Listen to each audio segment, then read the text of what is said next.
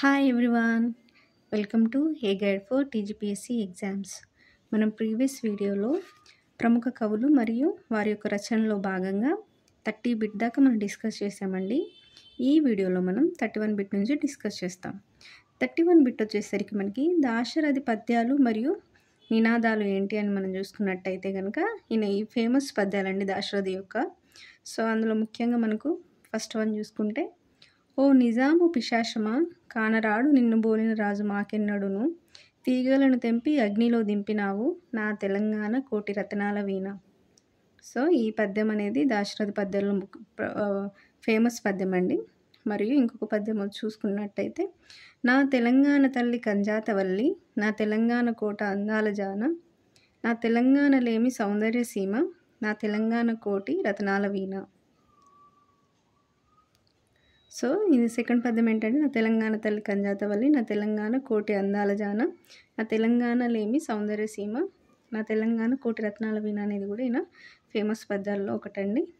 And మరొక పద్యం చూసుకున్నట్టుగైతే, ఆ చల్లని సముద్ర గర్భం దాచిన బడ బాణలమెంతో, ఆ నల్లని ఆకాశంలో కానరాని భాస్కరులు ఎందరో అన్నది కూడా మనకి ఈయన పద్యాలలో ఫేమస్ పద్యం. అంతేకాకుండా మనకి మా నిజాం రాజు జన్మ జన్మల బూజు అనేది కూడా ఈయన యొక్క ఫేమస్ నినాదము, పద్యాల్లో ఫేమస్. నెక్స్ట్ వచ్చేసరికి మనకి రైతుదే తెలంగాణము రైతుదే, ముసలి నక్కకు రాచరికంబు దక్కునే అనేది కూడా ఈయన దాశరథి పద్యాల్లో ఫేమస్ అండి. సో ఏంటంటే మనకి ఓవరాల్గా ఒక ఐడియా ఉండాలండి, మనకి మొత్తం గుర్తుంచుకోవాల్సిన అవసరం లేదు. బట్ ఈయన యొక్క పద్యాలు మరియు నినాదాల్లో భాగంగా ఏంటి ఫేమస్ అనేటివి మనకు ఒక ఐడియా ఉండడం కోసం నేను ఈ బిట్ని ప్రిపేర్ చేశాను అండి. నెక్స్ట్ బిట్ వచ్చేసరికి మనకి, తెలంగాణ రాష్ట్ర ప్రభుత్వం ప్రకటించిన దాశరథి కృష్ణమాచార్య తొలి అవార్డును పొందింది ఎవరు? సో మనకి తెలంగాణ రాష్ట్ర ప్రభుత్వము ఈ దాశరథి కృష్ణమాచార్యులు గారి పేరుతో అవార్డును ప్రకటించిందండి. మరి తొలి అవార్డును పొందింది ఎవరు అని అంటే తిరుమల శ్రీనివాసాచార్యులు అండి. ఈయన కరీంనగర్కి చెందిన వ్యక్తి. సో తిరుమల శ్రీనివాసాచార్యులకి మనకి మొదటి దాశరథి కృష్ణమాచార్య అవార్డు వచ్చిందనేది గుర్తుంచుకోవాలి. నెక్స్ట్ వచ్చేసరికి మనం నెక్స్ట్ చదువుకోబోయే కవి పేరు దాశరథి రంగాచార్య అండి. దాశరథి రంగాచార్య మనకు 1928లో జన్మించాడు. 2015 దాకా మనకి ఈయన బ్రతికే ఉన్నాడండి. 2015లో చనిపోయాడని గుర్తుంచుకోవాలి. సో ఆఫ్టర్ మనకు తెలంగాణ వచ్చిన తర్వాతనే ఈయన చనిపోయాడని గుర్తుంచుకోవాలి. సో ఈయన దాశరథి రంగాచార్య మనకి దాశరథి కృష్ణమాచార్యులకు స్వయాన సోదరుడు అండి. ఇప్పుడు దాశరథి కృష్ణమాచార్యుని వల్ల సోదరుడైన. మరి ఈయన జన్మించింది ఎక్కడ అంటే, ఈయన కూడా వరంగల్ చిన్నగూడూరుకు సంబంధించిన వ్యక్తి. నెక్స్ట్ బిట్ వచ్చేసరికి మనకి 34 అండి. దాశరథి రంగాచార్యులను ఏమని పేర్కొంటారు? మన దాశరథి రంగాచార్యులను ఏమని పేర్కొంటారంటే, ఈయనని అక్షర వాచస్పతి, తెలంగాణ కరదీపిక అని కూడా ఈయనను పేర్కొంటారండి దాశరథి రంగాచార్యులని. సో ఈయన నిజాం రాచరికానికి వ్యతిరేకంగా తెలంగాణ సాయుధ పోరాటంలో పాల్గొన్నాడనేది మనకి ఇక్కడ గుర్తుంచుకోవాల్సిన విషయము.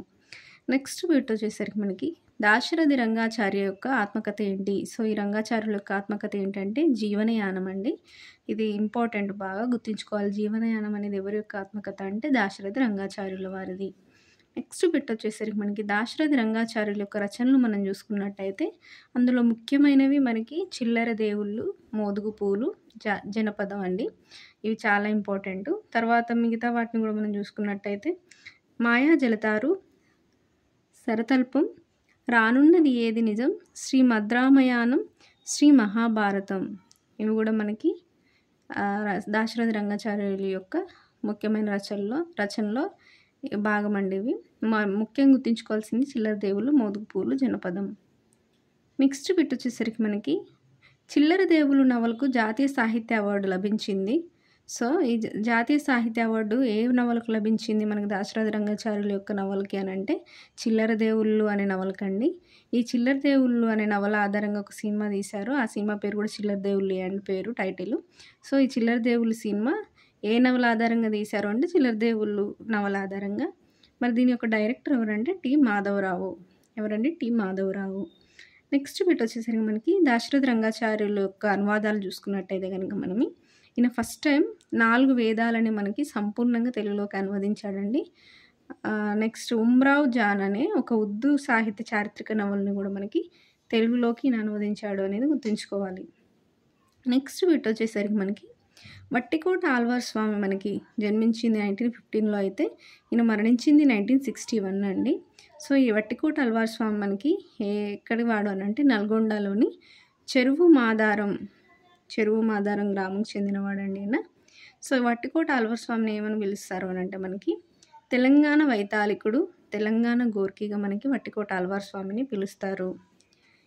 మరి వట్టికోట అల్వార్ స్వామి పాల్గొన్న ఉద్యమాలు ఏంటి అని చూసుకున్నట్టయితే కనుక మనకి క్విట్ ఇండియా ఉద్యమంలో పాల్గొన్నాడు, గ్రంథాలయ ఉద్యమంలో కూడా పాల్గొన్నాడండి, నిజాం వ్యతిరేక ఉద్యమంలో కూడా ఈయన పాల్గొన్నాడు, కమ్యూనిస్టుల ప్రభావంతో ఈయన కమ్యూనిస్ట్గా మారాడండి వట్టికోట అల్వార్ స్వామి అనేది మనం ఇక్కడ గుర్తుంచుకోవాలి.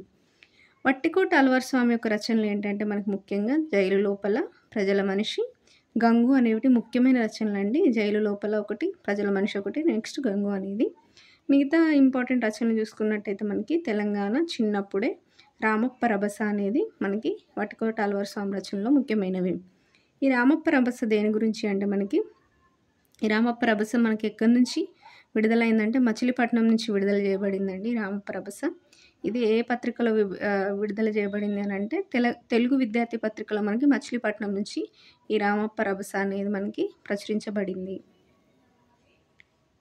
సో తెలుగు విద్యార్థి పత్రిక అనేది మనకి మచిలీపట్నం నుంచి విడుదల చేశారు కదండి. సో ఆ పత్రికలో మనకి రామప్ప రభస గురించి రాశారనేది మనం ఇక్కడ గుర్తుంచుకోవాలి. నెక్స్ట్ బిట్ వచ్చేసరికి మనకి వట్టికోట అల్వార్ స్వామి దేశోద్ధారక గ్రంథమాలను స్థాపించాడు. ఈయన దేన్ని స్థాపించాడండి? వట్టికోట అల్వార్ స్వామి దేశోద్ధారక గ్రంథమాలను స్థాపించాడు. ఈ గ్రంథమాలలో ప్రచురించబడిన మొదటి పుస్తకం ఏంటి అంటే మనకి ప్రజాధికారంలో అనే పుస్తకం మనకి గ్రంథమాల ద్వారా, దేశోద్ధారక గ్రంథమాల ద్వారా ప్రచురించబడిన మొదటి పుస్తకం. మరి ప్రజాధికారంలో ఎవరి యొక్క రచన అంటే మనకి సురవరం ప్రతాపరెడ్డి యొక్క రచన అండి. నెక్స్ట్ బిట్ వచ్చేసరికి మనకి దేవులపల్లి రామానుజరావు గురించి మనం ఇక్కడ డిస్కస్ చేస్తామండి. నెక్స్ట్ ప్రముఖమైన కవి ఈయన. దేవులపల్లి రామానుజరావు మనకు 1917లో జన్మించారు, 1993లో మరణించారు ఈయన. ఈయన ఎక్కడి వాడు అని చూసుకుంటే మనకి వరంగల్లోని దేశాయిపేటకు సంబంధించిన వ్యక్తి ఈయన. ఇతని యొక్క పత్రిక ఏంటంటే శోభ పత్రిక అండి. శోభ పత్రిక దేనికి సంబంధించిందంటే ఇది ఒక సాహిత్య మాసపత్రిక. సో 1953లో ఆలంపూర్లో జరిగిన ఈయన ఆంధ్ర సారస్వత పరిషత్తుకి ఈయన అధ్యక్షుడిగా వ్యవహరించాడనేది కూడా మనం ఇక్కడ గుర్తుంచుకోవాలి. ఎవరు? దేవులపల్లి రామానుజరావు. నెక్స్ట్ బిట్ వచ్చేసరికి మనకి దేవులపల్లి రచనలు మనం చూసుకున్నట్టయితే కనుక ఈయన ఇంపార్టెంట్ రచనలు ఒకటి తెలంగాణ సాయుధ పోరాట చరిత్ర అండి, నెక్స్ట్ తెలంగాణలో జాతీయోద్యమాలు, 3 సారస్వత నవనీతం, 4 తెలుగు సీమలో సాంస్కృతిక పునర్జీవనం, 5 హైదరాబాద్లో స్వతంత్రోద్యమం, 6 50 సంవత్సరాల జ్ఞాపకాలు, 7 తెనుగు సాహితీ, 8 వేగు చుక్కలు, 9 ఉపన్యాస తోరణము, 10 కావ్యమాల, 11 తలపుల దుమారము, 12 పంచవర్ష ప్రణాళికలు, 13 నా రేడియో ప్రసంగములు, 14 మా ఊరు ఓరుగల్లు, 15 మన దేశం తెలుగు సీమ. ఇవన్నీ మనకి దేవులపల్లి రామానుజరావు యొక్క రచనలు ముఖ్యమైనవండి. మరీ ముఖ్యమైనవి ఎక్కువ గుర్తుంచుకోవాల్సినవి ఏంటి అంటే మనకి తెలంగాణ సాయుధ పోరాట చరిత్ర, తెలంగాణలో జాతీయోద్యమాలు ప్లస్ హైదరాబాద్లో స్వతంత్రోద్యమం అనేవి బాగా గుర్తుంచుకోవాల్సిన రచనలు. మిగతావి కూడా మనం ఓవరాల్గా ఒక ఐడియా కోసం చూసుకుంటే సరిపోతుంది. నెక్స్ట్ బిట్ వచ్చేసరికి మనకి గడియారం రామకృష్ణ ఆత్మకథ ఏంటి? మరి ఇప్పుడు గడియారం రామకృష్ణ అనే కవి గురించి ఇక్కడ నుంచి చదువుతామండి. ఈ గడియారం రామకృష్ణ యొక్క ఆత్మకథ మనకి శతపత్రము. ఏంటండి? శతపత్రము. ఈ శతపత్రంకి మనకి 2007లో కేంద్ర సాహిత్య అకాడమీ అవార్డు లభించిందని గుర్తుంచుకోవాలి. ఏ సంవత్సరంలో అండి? 2007లో. ఏ అవార్డు? కేంద్ర సాహిత్య అకాడమీ అవార్డు. నెక్స్ట్ బిట్ వచ్చేసరికి మనకి 46 అండి. గడియారం రామకృష్ణ రచనలు మనకి ముఖ్యమైన ఏంటి అని చూసుకున్నట్టయితే కనుక మాధవ విద్యారణ్య చరిత్ర ఒకటి, నెక్స్ట్ అలంపూర్ క్షేత్ర చరిత్ర ఒకటి, 3rd వన్ వచ్చేసరికి వీరగాథలు, 4th పాంచజన్యం, 5th విజ్ఞాన వల్లరి, 6th మన వాస్తు సంపద, 7 దశరూపక సారము, 8th ఉమామహేశ్వర చరిత్ర. ఇవన్నీ మనకి గడియారం రామకృష్ణ రచనలో ముఖ్యమైనవని మనం తెలుసుకోవాలండి. నెక్స్ట్ వచ్చేసరికి మనకి నెక్స్ట్ పెట్టి సింగిరెడ్డి నారాయణ రెడ్డి గురించి ఇక్కడ నుంచి డిస్కస్ చేస్తామంటే మనం సింగిరెడ్డి నారాయణ రెడ్డి మనకి ఏ సంవత్సరం జన్మించాడండి? 1931లో.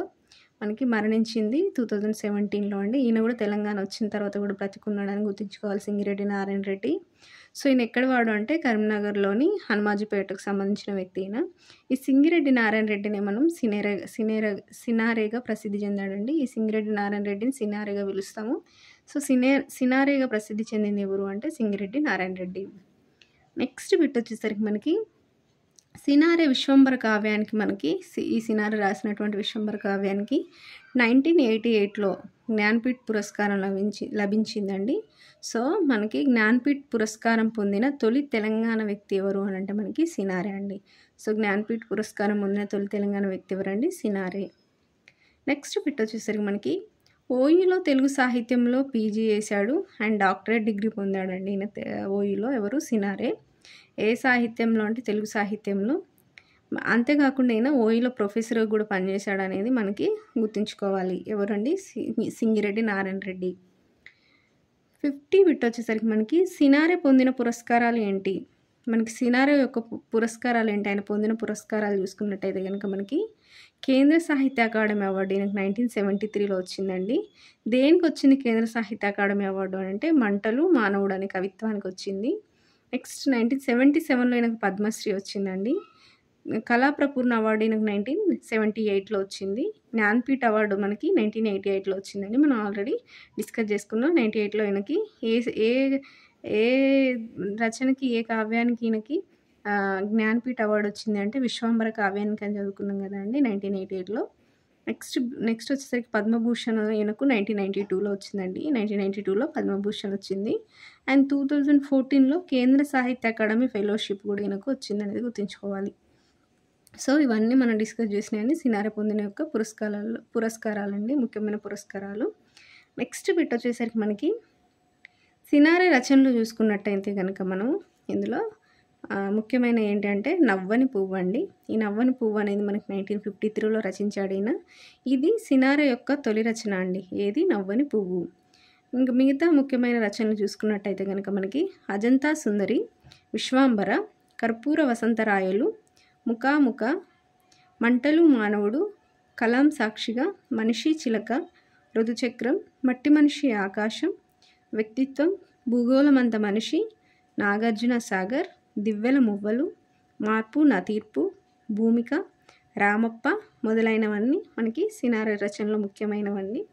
సో వేటికి అవార్డులు వచ్చినాయి ప్లస్ ఆయన తొలి రచన బాగా ఇంపార్టెంట్ కాబట్టి అవి గుర్తుంచుకోవాలి. మిగతాయి మనకు ఓవరాల్గా ఐడియా ఉండేలాగా చూసుకుంటే సరిపోతుందండి. నెక్స్ట్ బిట్ వచ్చేసరికి మనకి సినారె సినీ అరంగేట్రం ఎప్పుడు జరిగింది? సో సినారె సినీ అరంగేట్రం మనకి గులేబా కావలి కథ సినిమా ద్వారా జరిగిందండి. ఈ గులేబా కావలి కథ మనకి ఈ సినిమా ఎప్పుడు వచ్చిందంటే 1962లో వచ్చింది. సో గులేబా కావలి కథ 1962లో ఈ సినారె సినీ అరంగేట్రం జరిగింది.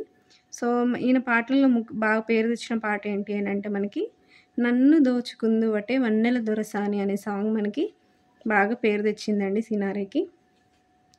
నెక్స్ట్ బిట్ వచ్చేసరికి మనకి తడకమల్ల కృష్ణారావు అనే కవి గురించి మనం తెలుసుకున్నట్టయితే ఈయన 1830లో జన్మించాడు, 1890లో మరణించాడండి. సో ఈయన తడకమల్ల కృష్ణారావు యొక్క గొప్పతనం ఏంటంటే తెలంగాణలోని మొదటి నవల అయినటువంటి కంబు కందర చరిత్ర అనేది ఈయననే రాశాడండి. తెలంగాణలో మొదటి నవల ఎవరు రాశారంటే తడకమల్ల కృష్ణారావు. ఏంటి ఆ నవల అంటే మనకి కంబు కందర చరిత్ర. నెక్స్ట్ మనకి పల్ల దుర్గయ్య అనే మనం ఇంకో కవి గురించి చూసుకున్నట్టయితే పల్ల దుర్గయ్య 1916లో జన్మించాడు, 1983లో మరణించాడండి. ఈయన యొక్క రచనలో ముఖ్యంగా గంగిరెద్దు, పాలవెల్లి, ప్రబంధ వాగ్మయ వికాసం అనేటివి ముఖ్యమైన రచనలు అండి పల్ల దుర్గయ్య యొక్క ముఖ్యమైన రచనలు. నెక్స్ట్ పెట్టి చూసుకున్నట్టయితే కనుక మనం ఏ 3 కావ్యాలని ఆధునిక మాండలిక కావ్యత్రయంగా చెప్తారు? సో ఆధునిక మాండలిక కావ్యత్రయంగా ఏ 3 కావ్యాలని చెప్తారంటే మనకి గంగుల సాయిరెడ్డి రాసినటువంటి కాపుబిడ్డ, పల్లా దుర్గయ్య రాసినటువంటి గంగిరెద్దు, సినారె రాసినటువంటి ఋతుచక్రాన్ని ఈ 3 కావ్యాలను మనం కలిపి ఆధునిక మాండలిక కావ్యత్రయంగా పేర్కొంటారండి. సో ఈ 3 ఇంపార్టెంట్గా గుర్తుంచుకోవాలి. ఆధునిక మాండలిక కావ్యత్రయంగా ఏ కావ్యాలను పేర్కొంటారు ప్లస్ ఆ కావ్యాలను రచించినటువంటి రచయితలు ఎవరు అనేది కూడా మనం గుర్తుంచుకోవాలి. సో ఇక్కడ పల్ల దుర్గయ్య గంగిరెద్దు ఉన్నదనేది గుర్తుంచుకోవాలి. ఈయన యొక్క రచన కూడా మనకి ఆధునిక మాండలిక కావ్యత్రయంలో భాగము. ఆల్రెడీ పల్ల దుర్గయ్య గురించి డిస్కస్ చేసినప్పుడు కూడా మనం గంగిరెద్దు రచన గురించి డిస్కస్ చేసాం కదండి. అది ఇప్పుడు మనకి ఆధునిక మాండలిక కావ్యత్రయంలో భాగంగా ఉంది అనేది కూడా గుర్తుంచుకోవాలి. నెక్స్ట్ బిట్ వచ్చేసరికి మనకి బున్న ఐలయ్య అనే కవి గురించి తెలుసుకుంటామండి. ఈ బున్న ఐలయ్య యొక్క పరిశోధన గ్రంథం మనకి తెలంగాణ సాహిత్య సంస్థలు అనేది ఈయన యొక్క పరిశోధన గ్రంథం అండి, తెలంగాణ సాహిత్య సంస్థలు. అంతేకాకుండా ఈ బున్న ఐలయ్య మనకి కాలువ మల్లయ్య అనే కథలో బున్నా ఐలయ్య తెలంగాణ ప్రజల జీవితాన్ని విశ్లేషించారు. సో, ఏ కథలో తెలంగాణ ప్రజల జీవితాన్ని మనకి బున్నా ఐలయ్య విశ్లేషించారు అని చూసుకున్నట్టయితే గనుక మనకి కాలువ మల్లయ్య అనే కథను మనకి తెలంగాణ ప్రజల జీవితాన్ని బున్నా ఐలయ్య విశ్లేషించారనేది గుర్తుంచుకోవాలి.